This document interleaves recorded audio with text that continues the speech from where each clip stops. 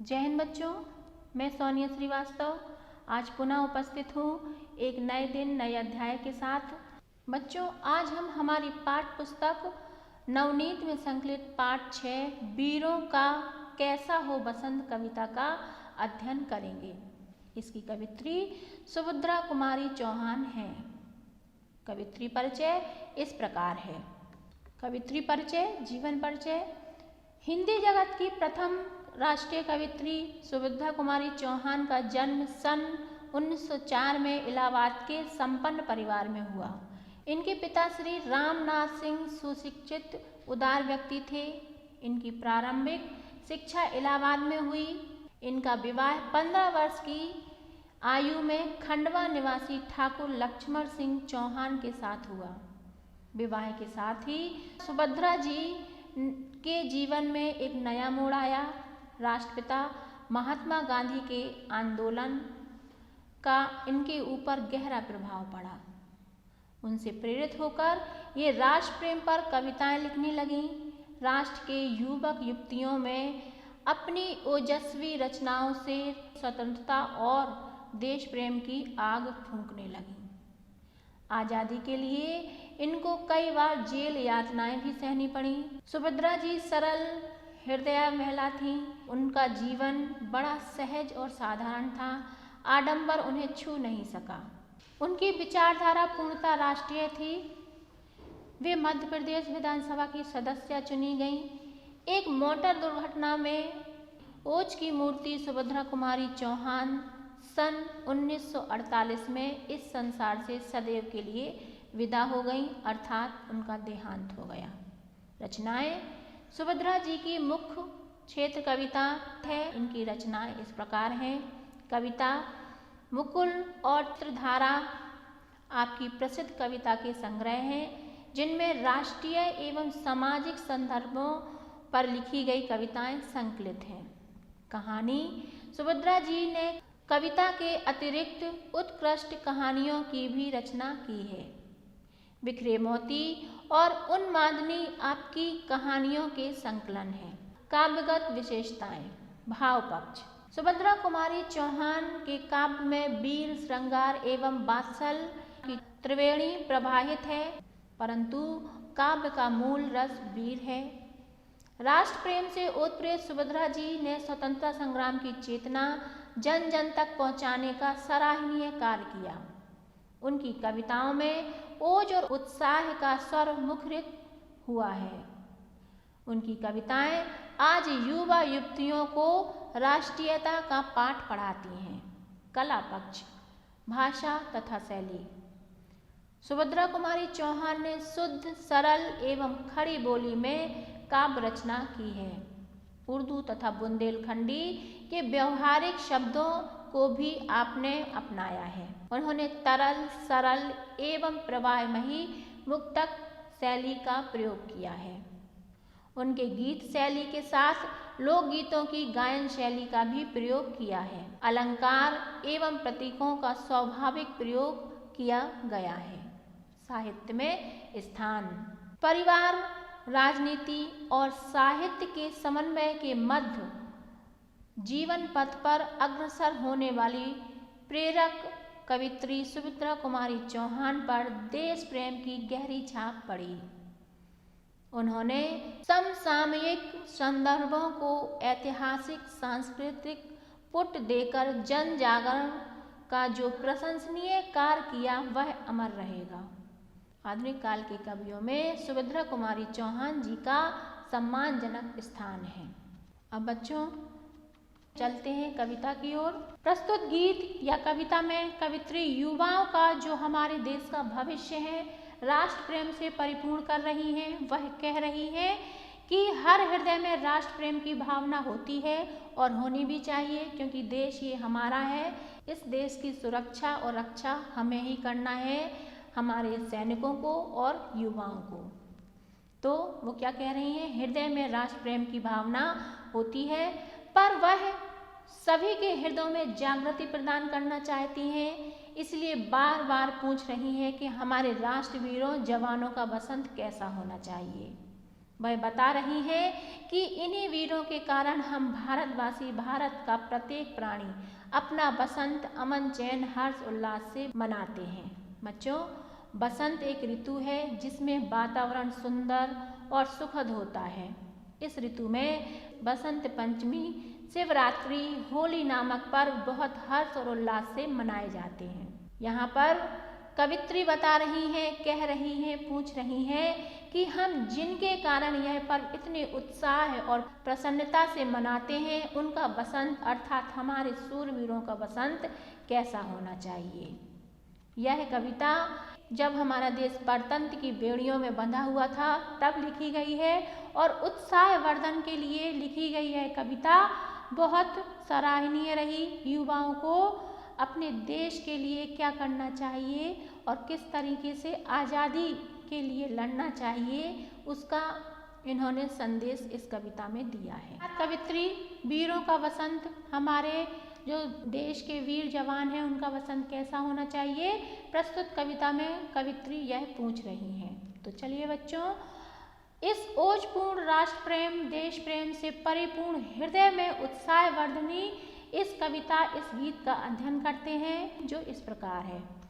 वीरों का कैसा हो बसंत, आ रही हिमालय से पुकार, है उदती गरजता बार बार, प्राची पश्चिम भू नभ अपार, सब पूछ रहे हैं दिग दिगंत, वीरों का कैसा हो बसंत। फूली सरसों ने दिया रंग, मधु लेकर आ पहुँचा अनंग, वधु वसुधा पुलकित अंग अंग, है वीर देश में किंतु कंत, वीरों का कैसा हो बसंत। प्रस्तुत पंक्तियों में कवित्री हमें बता रही है कि वीरों का बसंत कैसा होना चाहिए। बच्चों, व्याख्या के पहले हमें निम्न बिंदुओं पर ध्यान देना चाहिए। सबसे पहले संकेत, शब्दार्थ, संदर्भ, प्रसंग, व्याख्या और काव्य सौंदर्य। तो संकेत होगा इसका, वीरों का कैसा हो बसंत, डैश करते हुए कैसा हो बसंत अंतिम लाइन तक लिखेंगे। शब्दार्थ, कठिन शब्दार्थ पर ध्यान देते हैं। प्राची पूर्व दिशा, अपार विस्तृत, दिग दिगंत दिशाएं, अनंग कामदेव, वसुधा धरती पृथ्वी, पुलकित रोमांचित, कंत पति। संदर्भ, प्रस्तुत पंक्तियां या पद्यांश हमारी पाठ पुस्तक के शौर्य और देश प्रेम पाठ के वीरों का कैसा हो बसंत शीर्षक से अवतरित है। इसकी रचयिता सुभद्रा कुमारी चौहान हैं। प्रसंग, प्रस्तुत पंक्तियों में वीरों के बसंत के विषय में प्रश्न करते हुए युवाओं को सजग किया गया है।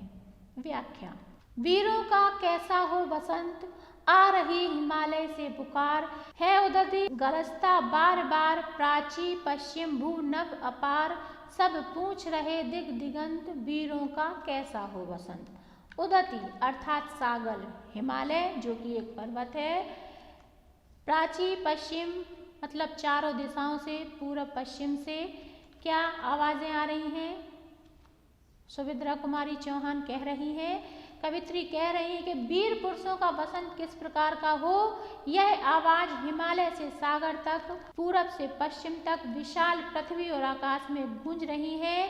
समस्त दिशाएं पूछ रही हैं कि वीरों का बसंत कैसा होना चाहिए। अर्थात यहाँ पर सभी चारों ओर शोर मचा हुआ है कि वीरों का बसंत कैसा होना चाहिए और हमें वीरों के लिए क्या करना चाहिए। आगे बढ़ते हुए, फूली सरसों ने दिया रंग, मधु लेकर आ पहुँचा अनंग, वसु वसुधा पुलकित अंग अंग, है वीर में किंतु कंत, वीरों का कैसा हो बसंत। फूली सरसों अर्थात सरसों के जो फूल हैं उनका वर्णन हुआ है। मधु अर्थात शहद, यहाँ पर मधु का मतलब शहद आनंद से है। वसुधा अर्थात धरती, पुलकित अर्थात प्रसन्न होना। तो क्या आ जाएगा इसका भावार्थ। चारों ओर फूल उठी सरसों ने जो रंग बिखेर दिया है पृथ्वी में, उससे मधुर मधु लेकर कामदेव आ रहे हैं। पृथ्वी रूपी वधु, यहाँ पृथ्वी की तुलना वधु अर्थात दुल्हन से हुई है। जिस प्रकार दुल्हन जब आती है तो उसका अंग अंग रोमांचित रहता है, वो प्रफुल्लित रहती है, प्रसन्नता से परिपूर्ण रहती है। उसी प्रकार यहाँ पर वर्णन हुआ है कि पृथ्वी रूपी वधू का प्रत्येक अंग अंग रोमांचित हो रहा है, लेकिन का पति वीरों के देश में है। वह जानना चाहती है कि वीरों का वसंत कैसा होगा, अर्थात वह पूछ रही है मेरे जो पति हैं उनका वसंत वो कैसा होगा। वसंत अर्थात यहाँ पर वसंत का तात्पर्य खुशी और उल्लास प्रसन्नता से लगाया गया है। काव्य सौंदर्य भावानुरूप प्रवाहवान भाषा का प्रयोग, अनुप्रास और वीर रस गीत शैली का उपयोग हुआ है। अगली पंक्तियां, भर रही कोकिला इधर तान, मारू बाजे उधर गान, है रंग और रण का विधान, मिलने आए हैं आदि अंत, वीरों का कैसा हो बसंत। गलबाहें हो या हो कृपाण, चल चितवन हो या धनुष बाण, हो रस विलास या दलित त्राण, अब यही समस्या है दुरंत, वीरों का कैसा हो बसंत। शब्दार्थ, मारू बाजा, युद्ध के समय बजाए जाने वाला बाजा। विधान, आयोजन। कृपाण, तलवार। दुरंत, भयानक। गल बाहें, गले में पड़ी बाहें, आलिंगन बद्ध। चल चितवन, तिरछी निगाहें। रस विलास, आनंदमय विलास। त्राण, मुक्ति। संदर्भ, प्रिय बच्चों, संदर्भ जो होता है सभी पंक्तियों में एक जैसा होता है, इसलिए बार बार संदर्भ बताना उचित नहीं है। प्रसंग, प्रस्तुत पंक्तियों में संकेत दिया गया है कि राष्ट्र को आवश्यकता हो तो राग रंग विलास आदि छोड़कर वीरों को युद्ध का वर्णन करना चाहिए। व्याख्या, भर रही कोकिला इधर तान, मारू बाजे पर उधर गान, है रंग और रण का विधान, मिलने आए हैं आदि अंत, वीरों का कैसा हो बसंत। एक ओर कोयल की मधुर तान सुनाई दे रही है और दूसरी ओर युद्ध के मारू बाजे पर गाने की ध्वनि सुनाई दे रही है, अर्थात जो युद्ध की शंखनाद होता है वो सुनाई दे रहा है और एक तरफ कोयल जो है अपने स्वर में गा रही है। इस प्रकार एक तरफ राग और रंग है तो दूसरी तरफ युद्ध का आयोजन है। एक में राग रंग में जीवन की शुरुआत है तो दूसरे में अंत। अतः वीरों को इन दो पहलुओं में से किसी एक का चुनाव करना होगा।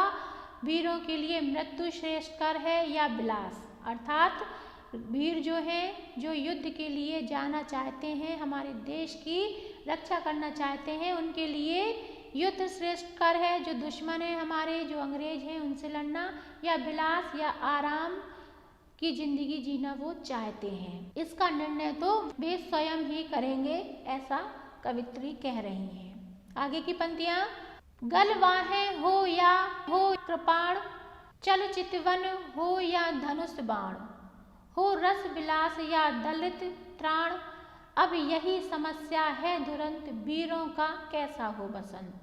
अर्थात आज परतंत्र भारत के सामने यह एक कठिन समस्या है। परतंत्र अर्थात जब हमारा देश गुलामी की जंजीरों में जकड़ा हुआ था, कि देश के नवयुवकों के कंठों में प्रेसियों की बाहें हो या हाथ में तलवार की चुनौती हो, वे युवतियों की तीखी दृष्टि से विधें या धनुष बाण से उनके जीवन में विलास हो अथवा दीन दुखियों की मुक्ति का संकल्प हो। आज इन दोनों में से किसी एक का चुनाव करने की कठिन समस्या है। वीरों को इनमें से किसी एक को चुनकर अपने जीवन का वसंत मनाना होगा। अर्थात युवाओं को संदेश दिया है कि वो प्रेम में, देश प्रेम में डूबते हैं या खुद स्वयं के प्रेम में डूबते हैं, यह उन्होंने संदेश दिया है। क्योंकि अब जो हमारा भारत है, ये उस समय की बात है जब भारत परतंत्रता की गुलामी की बेड़ियों में जकड़ा हुआ था। तब सुभद्रा कुमारी चौहान ने कहा कि अब युवाओं को, जो कि देश का भविष्य है, उनको चुनाव करना है कि वह प्रेम आलाप में डूबेंगे या फिर देश प्रेम के लिए अपना जीवन निछावर कर देंगे। काव्य सौंदर्य, भाषा सरल, सरस, सुबोध, प्रभावपूर्ण, भावानुकूल है। विलास एवं युद्ध दोनों पक्षों का बड़ा ही सजीव चित्रण किया गया है। वीर रस का उपयोग हुआ है, गीत शैली है। आगे की पंक्तियां, कह दे अतीत अब मौन त्याग, लंके तुझ में क्यों लगी आग। ए कुरुक्षेत्र अब जाग जाग, बतला अपने अनुभव अनंत, वीरों का कैसा हो बसंत। हल्दी घाटी के शिलाखंड, ए दुर्ग सिंहगढ़ के प्रचंड, राणा ताना का कर घमंड, जो जगह आज स्मृतियां ज्वलंत, वीरों का कैसा हो बसंत। शब्दार्थ, अतीत भूतकाल, प्राचीन समय बीता हुआ कल, मौन मूक चुप, अनंत अंत रहत, अनेक शिलाखंड पत्थर के टुकड़े, दुर्ग किला, प्रचंड तेज, ज्वलंत जलती हुई, प्रज्वलित, प्रसंग। प्रस्तुत पंक्तियों में स्वतंत्रता संग्राम में कूद पड़ने की प्रेरणा दी गई है। व्याख्या, कह दे अतीत अब मौन त्याग, लंके तुझ में क्यों लगी आग। ए कुरुक्षेत्र अब जाग जाग, बतला अपने अनुभव अनंत, वीरों का कैसा हो बसंत। अर्थात हे इतिहास, इतिहास जिसमें बीती हुई बातें लिखी होती हैं, जो हमें बताता है कि हमने हमारे पूर्वजों ने कैसा जीवन जिया है, तो वह इतिहास से कह रही है जो गुजर चुका है। क्या कह रही है, हे इतिहास आज तू मौन को छोड़कर मुखर बन जा, अर्थात चुप्पी को छोड़ दो और बता दे कि रावण की लंका में आग क्यों लगी, महाभारत के युद्ध स्थल कुरुक्षेत्र क्यों है। अर्थात रावण की लंका में आग क्यों लगी, क्योंकि अधर्म पर विजय, धर्म की जीत हुई थी। रावण जो है अत्याचारी बन गया था, सभी को परेशान कर रहा था, अनीति कर रहा था, इसलिए ईश्वर ने रावण की लंका में आग लगा दी। ठीक उसी प्रकार यहाँ पर संदेश दिया गया है कि जो अंग्रेज हैं, जो ब्रिटिश सरकार है, वह हमारे देश पर अब अत्याचार बढ़ा रही है, तो युवाओं को जागृत करते हुए कह रही है कि उन्हें बता दो कि अतीत में जिस प्रकार लंका में आग लगी थी, उसी प्रकार अब हम तुम्हारे अत्याचारों के खिलाफ लड़ेंगे और अपने देश को गुलामी की जंजीरों से मुक्त कराएंगे। तो बता रहे हैं महाभारत के युद्ध जो है कुरुक्षेत्र की भांति है, तो अब जो हमारा जीवन है वह कुरुक्षेत्र बन गया है, हमें आर या पार होना है, और ऐसा हुआ भी। आज हम उन्हीं वीर जवानों की वजह से आज़ादी की सांसें ले रहे हैं। आगे वह कहती हैं, कवित्री कहती हैं, अब तू जाग कर युद्ध के अपने अगणित अनुभव को बता दे। अगणित अनुभव अर्थात जिनका कोई हिसाब ही नहीं है। अब जो तकलीफ़ें हैं, अंग्रेज़ों ने जो हमें तकलीफ़ें, जो हमारे ऊपर अत्याचार किए हैं, उनका कोई हिसाब ही नहीं है। हम उनको अपने अनुभव बता दें कि जो हमारे महाभारत जैसे युद्ध की पुनः आवश्यकता है, अब हम जीत कर रहेंगे। जैसे महाभारत में युद्ध हुआ था, उसी प्रकार के युद्ध की आवश्यकता है। वीरों को अपने जीवन का बसंत किस प्रकार मनाना चाहिए, यह कुरुक्षेत्र में हुए महाभारत के युद्ध के अनुभव से जाना जा सकता है। अर्थात जिस प्रकार अधर्म और अनीति हमारे देश में अतीत में फैल रही थी, उसको खत्म करने के लिए, धर्म की स्थापना करने के लिए स्वयं श्री कृष्ण और अर्जुन, कौरव व पांडवों के बीच जो युद्ध हुआ था और धर्म की स्थापना पांडवों ने की थी, उसी प्रकार से अब हमें भी महाभारत के युद्ध की तरह जीत हासिल करना है और अपने देश को आज़ाद करना है। आगे की पंक्तियाँ, हल्दी घाटी के शिलाखंड, ए दुर्ग सिंहगढ़ के प्रचंड, राणा ताना का घमंड, दो जगह आज स्मृतियाँ ज्वलंत, वीरों का कैसा हो बसंत। अर्थात हल्दी घाटी के अवशेष, शिलाखंड जो टुकड़े होते हैं, जो पत्थर के टुकड़े होते हैं, और सिंह जैसी प्रचंड दहाड़ के समान सिंहस्थ के किले, दोनों ही आज राणा प्रताप और तानाजी जैसे अजय वीरों का स्वाभिमान बता रहे हैं। अर्थात वहाँ पर सिंह प्रचंड दहाड़, मतलब जो शेर जब दहाड़ता है तो अच्छे अच्छे लोग भी कांप जाते हैं। यहाँ पर उन्होंने बताया है कि जो दहाड़ शेर की होती है, उससे अब इस प्रकार से युवाओं को अपने हृदय में ये ज्वाला जलानी है कि अंग्रेज अब घबराकर हमारा देश छोड़ जाएं। किस प्रकार से? जिस प्रकार से शेर दहाड़ मारता है। अतीत की गरिमामय ज्वलंत याद को एक बार पुनः जगाने की आवश्यकता है। उन स्मृतियों के माध्यम से परतंत्र देशवासियों को बताना है कि वीरों के जीवन का बसंत कैसा होता है। अर्थात जो देशवासी हैं परतंत्रता गुलामियों में जकड़े हुए हैं, अब उन्हें स्वयं की आज़ादी के लिए प्रयास करने होंगे। काव्य सौंदर्य, अलंकार, मानवीकरण, अनुप्रास, स्मरण, वीर रस और गीत शैली का उपयोग हुआ है। अंतिम पंक्तियां, भूषण अथवा कवि चंद नहीं, भूषण अथवा कवि चंद नहीं, बिजली भर दे वह छंद नहीं, है कलम बदी स्वच्छंद नहीं, फिर हमें बताए कौन हंत, वीरों का कैसा हो बसंत। शब्दार्थ, भूषण रीतिकाल के वीर रस के कवि चंद्रवरदाई पृथ्वीराज चौहान के दरबारी कवि। छंद कविता, स्वच्छंद स्वतंत्र, हंत खेद। प्रसंग, प्रस्तुत पंक्तियों में अतीत के वीर रस के कवियों का उद्धृत अथवा आह्वान करते हुए स्वतंत्र अभिव्यक्ति की प्रेरणा दी गई है। क्या कह रही है कवित्री? व्याख्या कि भूषण अथवा कवि चंद नहीं, बिजली भर दे वह छंद नहीं, है कलम बंधी स्वच्छंद नहीं, फिर हमें बतावे कौन हंत, वीरों का कैसा हो बसंत। अर्थात आज भारतवर्ष में वीर रस के प्रसिद्ध कवि भूषण अथवा चंद्रवरदाई जैसे महाकवि नहीं है। भूषण और चंद्रवरदाई प्रसिद्ध कवि हैं जिन्होंने राष्ट्र प्रेम, देश प्रेम से भरी हुई कई ओजपूर्ण कविताएं लिखी हैं। वह कवि अब नहीं है। आज ऐसे छंद में काव्य नहीं है जो देशवासियों में बिजली की शक्ति एवं चंचलता भर सके। आगे वह कहती है परतंत्र भारत अर्थात गुलामी की जंजीरों में बंधे हुए भारत में लेखनी पर भी प्रतिबंध लगा हुआ है। अर्थात कोई अगर कविताएं उत्साहवर्धन, राष्ट्र प्रेम की भावना को जागृत करने के लिए कोई कविता लिखता है तो उस पर भी प्रतिबंध लगा हुआ है, क्योंकि अंग्रेजों को डर है कि जो भारतवासी हैं वह विरोध में ना आ जाएं, इसलिए वह किसी को भी उत्साहवर्धनी कविताएं नहीं लिखने देते हैं। तो क्या कह रही हैं? परतंत्र भारत में लेखनी पर भी प्रतिबंध लगा हुआ है, वह भी लिखने के लिए स्वतंत्र नहीं है। अर्थात वो भी कोई कवि अगर लिखना भी चाहे कविताएं स्वतंत्रता से प्रेरित जो कविताएं हैं उनको, तो वो भी स्वतंत्र नहीं है। ऐसी खेदजनक स्थिति में हमें कौन मार्ग बताए, हमें यह कौन बताए कि वीरों का वसंत किस प्रकार हो।